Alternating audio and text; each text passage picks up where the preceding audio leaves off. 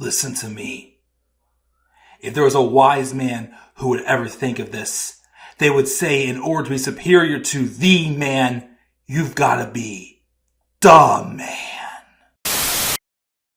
For I am the man himself.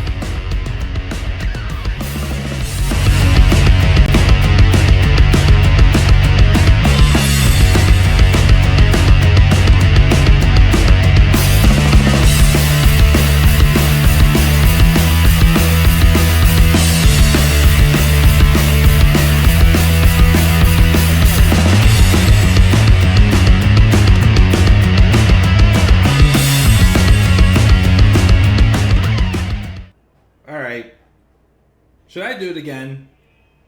Should I say it again like I did in my Raw review last night? Alright, one more time for the heck of it. Say his name, and he appears. Do you believe in the man? Do you?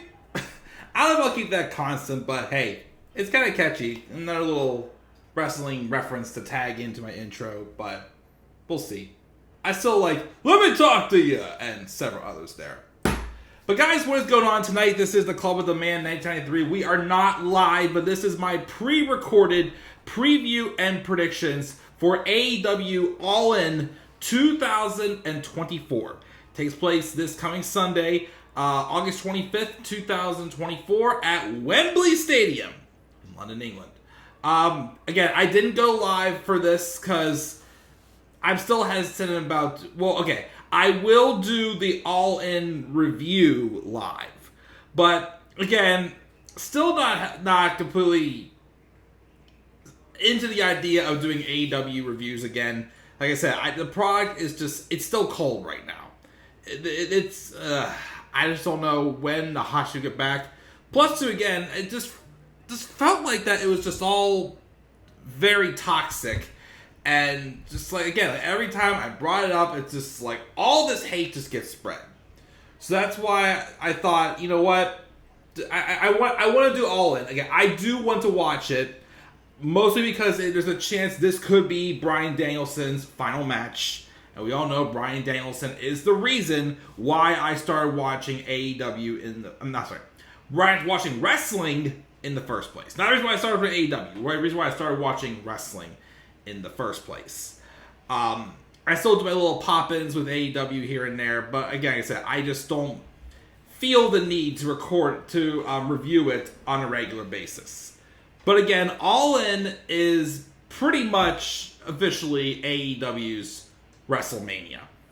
I always thought that maybe it'd be either this or Double or Nothing, but I guess Double or Nothing's like their SummerSlam now or something. I don't know what it is, but yeah, All In is pretty much like their WrestleMania. It will be taking place again next year, but this time it'll be at Globe Life Field in Arlington, Texas, which is, of course, the home ballpark for the Texas Rangers. But I am going to do a preview tonight for All In. My overall thoughts on the card. I did think the build for this show... Here's the thing. The past couple years, one problem I had with AEW, well, there's many problems I have with how AEW is being produced right now, of course. It's just on this cold period. I still think Tony Khan's gone kind of senile. Well, not as... Again, I would still say this right now. I'd rather, deal with Tony Khan than Vince McMahon. Tony Khan at least loves wrestling. He tries, but I just think he has too much on his plate. But I also think he can't handle the criticism. Again, when the cracks just form, it just exposes so many weaknesses that all he goes is, "Hi guys, I'm Tony Khan. Everything's great, right? I'm excited for All In, and it's going to be a great show tonight. Enjoy Dynamite. Next question." Pretty much. Again, the guy just... But... one problem I had for a while with AEW was the fact that I felt like they were coming up with their matches like very last minute. Not much long-term storytelling. And there still isn't quite a lot of long-term storytelling, of course, with this card.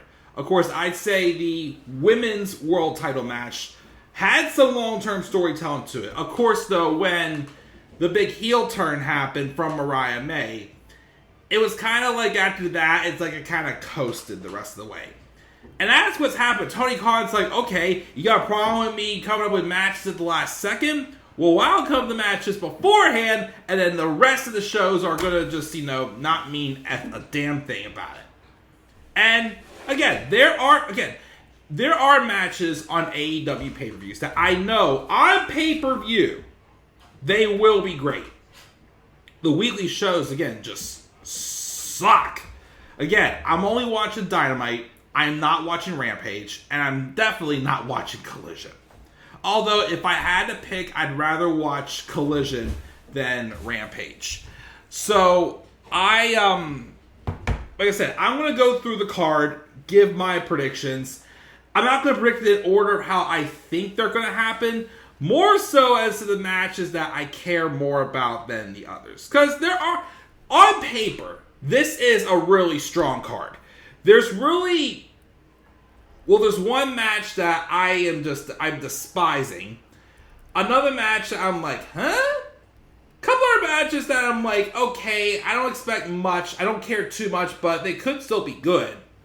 And then there's the ones that I'm the most excited about that I will save, of course, towards the end. And, of course, the main event will be the last match I talk about, which is Swerve Strickland versus Bryan Danielson. Career versus title match, which, again, could be Bryan Danielson's last ever wrestling match. We all know that his time is just about coming. Will this be the last one here at All In? I'll talk about that when we get to the end. I didn't make, a better graphic showing all the matches because at the time I didn't know what the official card was going to be. But hopefully I will maybe get that all updated for when I do my review, which will probably be either Sunday night or Monday. I won't be able to watch All In live, though, on Sunday, because I do have a playoff game for softball Sunday afternoon. So I will start watching it when I get back from softball. And maybe review Sunday night, don't know yet, but like I said, if I do, I want to try to at least get the graphics I would normally have for pay-per-views anymore. This is just something standard, as again, just me being busy the whole week. And again, I would have loved to have... I didn't want to take off from Raw and SmackDown this week, but again, because I'm still trying to do at least this week, because next week's my week off from those reviews since I have Bash in Berlin, I'm trying to do one video a night. So that's another reason why I pre-recorded this predictions video. But let's get into it and talk about it. There is one match that's on the pre-show, which there was a second match that got moved to the pre-show, including the pre-show, buy-in, 0 hour, whatever you want to call it. There's 10 matches on the card. Better, but still just a wee bit too much. There's definitely 2 matches on here that definitely did not need to be on the card. Actually, there is 2 matches that definitely be on the card, and a match that was on Dynamite last night that should have been on this card. But I guess they're keeping it for All Out. I don't know. But let's roll in and talk about it. On the pre-show, they're having a match with Willow Nightingale teaming up with Tomohiro Ishii versus Chris Statlander and Stokely Hathaway in a mixed tag team match. Weird as heck. I am interested, of course, in this feud with Chris Statlander and Willow Nightingale. Although, despite the fact that I am interested in Chris Statlander's heel run, I don't like that, of course, they got rid of her song, because I was actually quite a fan of her song. But, and then also, they're having Stokely Hathaway wrestle. Stokely Hathaway ain't a wrestler. He's a pure manager. And I feel like this is going to be a comedy act. And I also don't get why they randomly inserted Tomohiro Ishii into this. I feel like, despite the fact that I even think this guy's getting stale too, I feel like Orange Cassidy should have been teaming up with Willow Nightingale. Since he has a history, of course, as well, with Chris Statlander being part of the best friends at one point. But Orange Cassidy is in the Casino Gauntlet match, which there's barely anybody announced for that so far. I don't know what the rules are for that match. We'll talk about that in a second, but even him, I gotta agree, has gotten very stale. Like I like Orange Cassidy. I still want to buy his one t-shirt with like the punch symbol in there and whatnot. But even I think like he's done nothing different. He has zero character progression. Everybody talks about how Tony Khan is in sandbox mode, where he basically just likes to play with his toys, and once he gets bored of them, he starts using other people. I feel like that Orange Cassidy is one of his favorite toys, and because that's the case, Orange Cassidy will never get any character development. I thought we were getting something last year when he was feuding with Jon Moxley, and he was becoming a little more, dangerous and serious and whatnot. Then they just backed off on it. Of course, they randomly had Trent Beretta turn against him, which, what's he even doing now? Is he even on TV? Is the Don Callis family even on TV anymore? What the hell happened to that? A year ago, man, you thought the Konosuke Takeshita was going to be, the hottest heel in the company, winning championships. Now look at the Don Callis family. They're a laughing stock. But, anyways, I wish they would have just kept this match between just Willow and Chris. You could have still done it on the pre-show. Isn't Willow like a AAA champion right now, or wherever the heck it is, or CMLL, or whatever other promotion Tony Khan tries to bring in wrestlers from, which is just, I don't know. Babyfaces are winning this easily. Stokely Hathaway is getting the pin. I don't really care for that match. On the main card, though, a match that should have been on the pre-show. Or, here's the thing. We have Kazuchika Okada in the company now, right? Last year, he wasn't with the company. Right now, I think I heard he's like the highest paid talent on the roster. Yet he is not on the card for their biggest show of the year. He wrestled Claudio Castagnoli defending the Continental Championship in a draw on Dynamite this past week. You couldn't have put that match on this card. Instead, you're throwing the FTW Championship. Hook is trying to win the title back against the Learning Tree, Chris Jericho. I've already voiced my opinion in recent videos I've done for AEW, especially a short. I'm one of many people that's just not a fan at all of this Learning Tree gimmick from Chris Jericho. Don't get me wrong. I still think Jericho is one of the greatest of all time. I still saw for years that he would take something and make it look like crap at the beginning, but then he would spin straw into gold. He'd be able to I was once told, you can't make gold from poop. I feel like Jericho's able to make poop the gold. Because, an example, I would say, when he first came back in 2016 to WWE, before he turned heel, he wasn't really doing much at all. But he even said in an interview that he was trying to plant some seeds because he knew the heel turn was coming, and he's wanted to start way to get heat on himself. Okay, but the way it is now, like, again, I don't know if I said before, I felt like that maybe just this idea of this Messiah type gimmick, like it's very similar to Seth Rollins' Monday Night Messiah gimmick, where he thinks he's important but people don't like him. People think they're excited whenever he comes out and goes, "Hi guys!" And of course, every time I type that at work or something, I just think, "Hi guys!" And just try to look annoying. Like, he thinks he's important, but in reality, he's not. So I thought first maybe that's why I'm not into this gimmick, because it feels like someone like Jericho, who basically, like, he doesn't have to keep doing this. It just feels like that like someone who's more upcoming and more developing, this will work for them. But also, you look back at it, like, it's still some of the cringiest work Jericho's done. The promos he's cutting. And for the sake of having Big Bill, the Redwood Big Bill, who I do like Big Bill, and there's, the Bad Apple, Brian Keith, they call him. Brian Keith is just not, like, I feel like I'm watching paint dry on the wall whenever Brian Keith is on my TV. I just don't see him getting anything out of this. None of these guys are getting out of this. And in honest opinion, it's honestly hurting Hook too. Like, Hook feels like a joke now, unfortunately. And, I don't know, again, I think right now, Chris Jericho is just,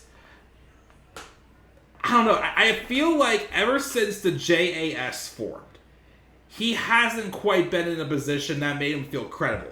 I get that they probably did this to make him feel credible. So that way, when Hook wins, which, newsflash, Hook, I think, is going to win the FTW title back. And in some ways, because Chris Jericho did a fireball at him and wrote him off TV, I think Chris Jericho needs a break from being on TV for a bit. And to help the fans, like, maybe miss him a little bit.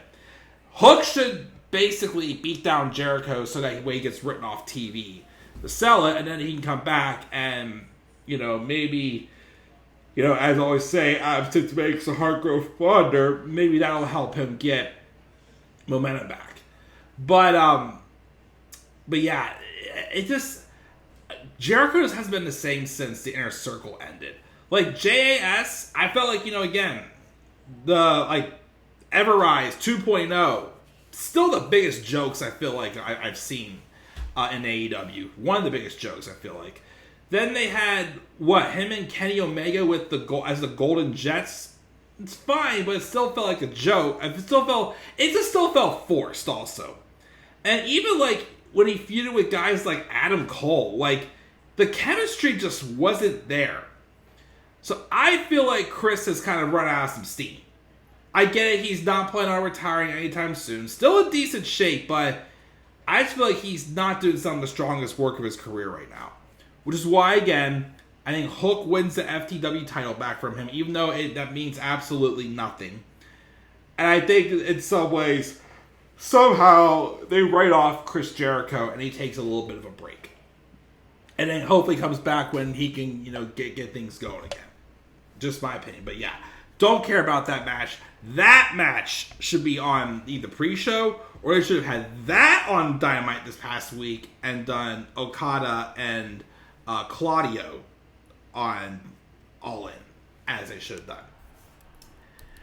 We also have this Fatal 4-Way ladder match for the AEW Trios Tag titles. The Patriarchy, which is Christian Cage, Luchasaurus, or Kill Switch, which there's no story to that. When they called Luchasaurus Kill Switch, they were starting to tease him turning on Christian Cage, but that's nowhere close now as far as I know, because I don't watch Collision. And Nick Wayne, House of Blacks, Malachi Black, Buddy Matthews, and Brody King, the Bang Bang Gang of Jay White and the Guns, Austin and Colton Gunn. And then apparently on Collision, which if you actually do watch Collision, you do not want to be spoiled, don't listen to this part. But the fourth team is going to be BCC's Claudio Castagnoli and Wheeler Yuta teaming up with Pac. And it's going to be a fatal 4-way ladder match for the Trios titles. Such a random team.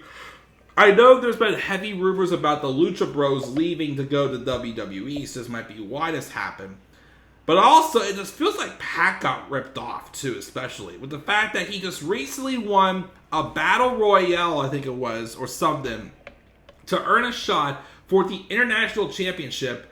And they have MJF and Will Ospreay that happen after that, and they make, which, okay, don't get me wrong, that's probably the biggest match on this card, but why did you give him a number Pac, someone who's from England as well, a number one contender shot long before All In, and yet he can't even get that shot at All In. Why? I don't know. But this should be a car crasher match.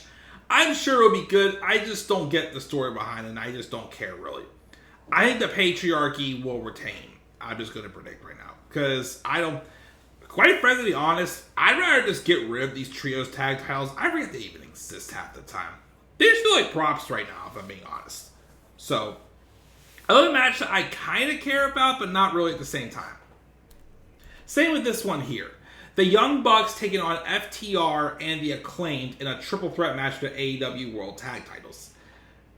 I'm sorry, again, talk about constantly living in the past and playing with your favorite toys over and over and over again. A dream match that I once had is now to me like, okay, I've seen enough, I'm tired of it. Why does the Young Bucks and FTR always have to fight at a big event? Why can't they just have... Why wasn't this just the Young Bucks versus the Acclaim? You know, like, I don't think the actual story that was going on. And yeah, so I'll get why FTR's in this. I do think the Young Bucks, though, will retain. I know they're going to start cutting back on how many days they actually work. And I get that. I don't want a part-time tag champs either. It's just that I just don't feel like it's the right time yet to pull the belts off of them. Even though, again, I'm not the biggest fan, again, of how they're trying to get heat with this new corporate gimmick. And obviously, they're just living in the past and dwelling on CM Punk still. But I don't think they're going to take the tag titles off them yet. So, so I think the Young Bucks will retain there.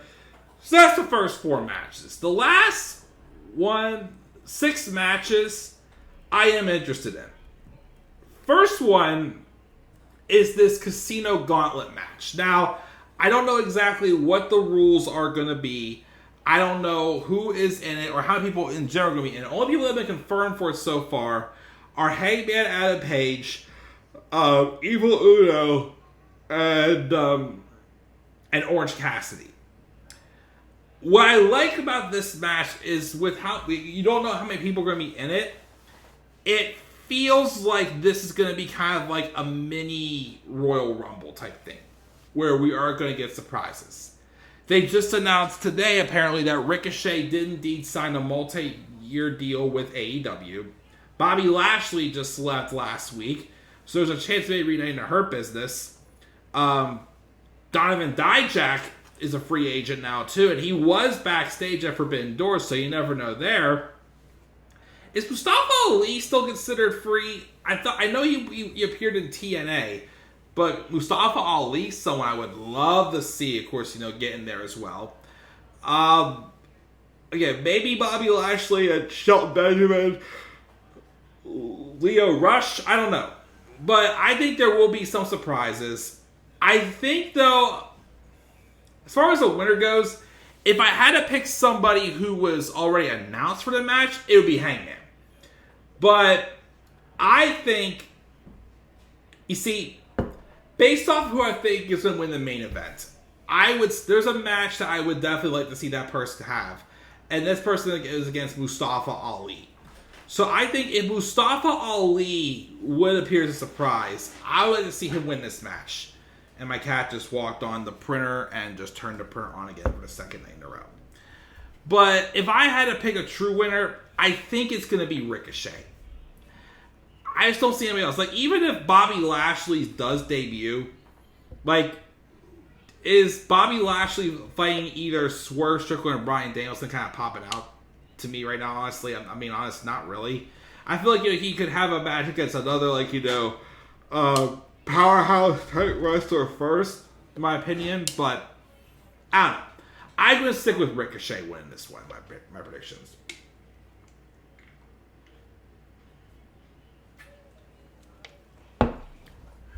We also have Jack Perry taking on Darby Allin in a Coffin match for the TNT title. This is going to be awesome. Anytime anymore we've seen these two fight each other, they're about to destroy each other. I mean, for crying out loud, like the props they use, they light each other on fire, do all other crazy stuff. Didn't Jack Perry run over like a bunch of boxes to take out Darby in the Anarchy in the Arena? Like, these two know how to destroy each other.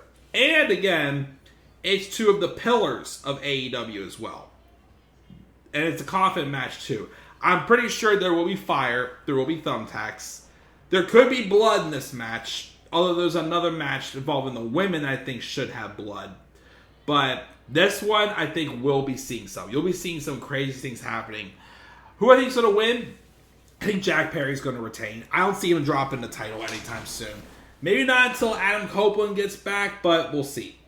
I feel like they are going to try to get a little more mileage out of this new elite stable. I feel like, you have to keep the belt on Jack Perry to keep them strong. So I think Jack Perry will retain the title and beat Darby in the Coffin match. I think Darby is also earned a world title shot eventually. How is someone fighting for a mid-card title when they have an opportunity for the world title? Doesn't make sense to me. Mercedes Moné versus Britt Baker for the TBS Championship. I think the match is still going to be great despite the fact that the build got hampered due to Britt Baker's injury. I think either way, though, it doesn't matter. Mercedes is retaining. Something tells me there's a chance, though, we could see Jamie Hayter appear. I mean, I have read rumors that Jamie and Britt aren't really friends anymore, but you never know. Things could still, pop up. I think Jamie is due to be back at basically any second now. I know her and Britt have a history, and they may not be on good terms now, but come on, that would still be a money match, a money feud. Eventually Britt is going to turn on Jamie, but we'll see. But either way, I think Mercedes retaining. I think if Jamie would return, it would be after the match, because I'm sure after Mercedes beats Britt, it's going to be her and Camille beating her down 2-on-1. But we'll see. The other match I think that should have blood involved in it is the Timeless Toni Storm versus Mariah May match for the AEW Women's World Championship.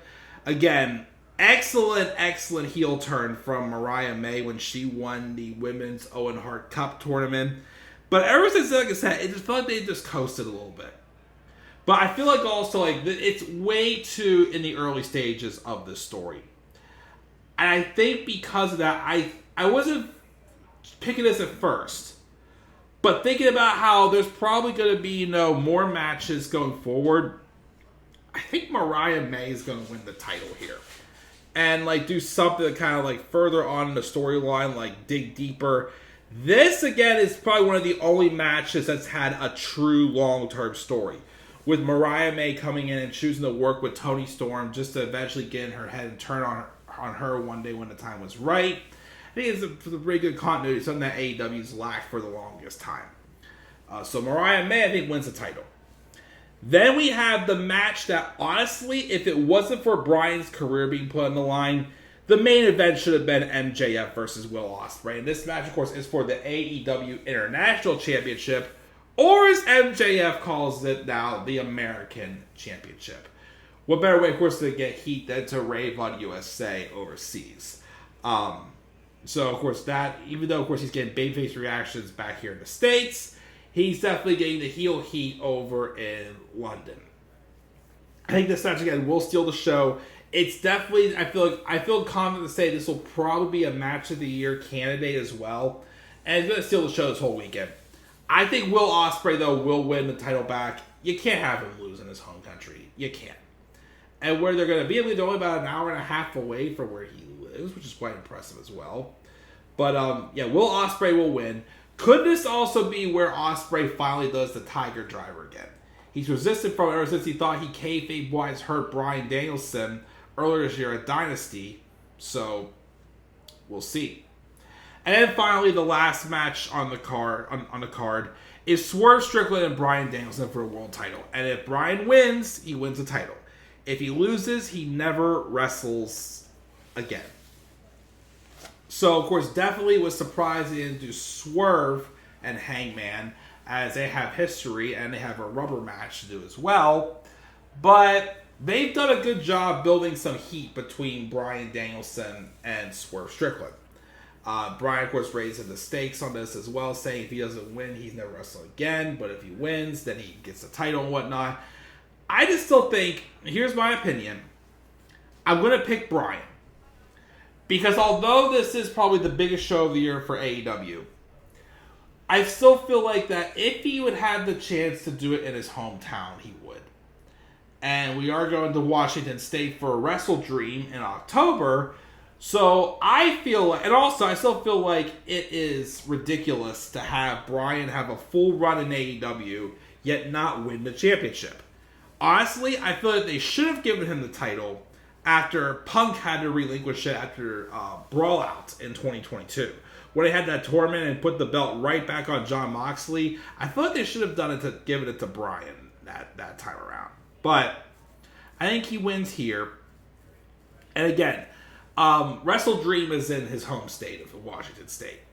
I feel like that would be the better place for him to retire. And heck, if you want to do a rematch there with him and Swerve, because Swerve's from the Seattle area as well, be my guest. But I think he wins the title here. I don't think his career is ending quite yet. But I'm sorry, guys. I was starting to get a little tired. I ran out of a little steam. But that's my brief predictions for AEW All In 2024. Again, let's go over it again. I feel like we're going to have Willow Nightingale and Tomohiro Ishii win the pre-show match. Hook beats Chris Jericho and writes him off TV. Patriarchy and the Young Bucks retain their tag title matches. Ricochet debuts and wins the Casino Gauntlet match. We have Jack Perry retaining against Darby Allin for the TNT title and definitely going to destroy one another. Mercedes Moné retains against Britt Baker. Jamie Hayter returns after the match. Timeless Toni Storm versus Mariah May, which should have blood in it. Mariah May, I think, will win that. Then start a series of matches. MJF and Will Ospreay will steal the show, and Ospreay will win the International Championship. And then Swerve and Bryan will main event. I think Bryan will close out the show as champion, hold it until Wrestle Dream, which is where he will retire in front of his hometown. But that's going to do it, guys. I'm tired. I have other things I want to do tonight. I'll catch you guys all later. What are your guys' thoughts on AEW All In? Where's your excitement rate as well? Do you think it's going to be a good show, or do you think it's going to be a bad show? Again, I think it will be good, but again, the weekly shows, no thank you. If you guys have thoughts down in the comment section below. Be sure also, as always, to slap a like on the video and subscribe for more content on my channel. You guys also follow me on Twitter as well, The Club with the Man 93, and on TikTok and Instagram at The Club with the Man 1993. And until then, guys, check it out. I'll catch you guys all later, and have a great rest of your night. And do not forget as well, in order to be superior to the man, you've got to be the man. And for I am the man himself, and that is not just an opinion, my friends. That is a fact of life. Yeah!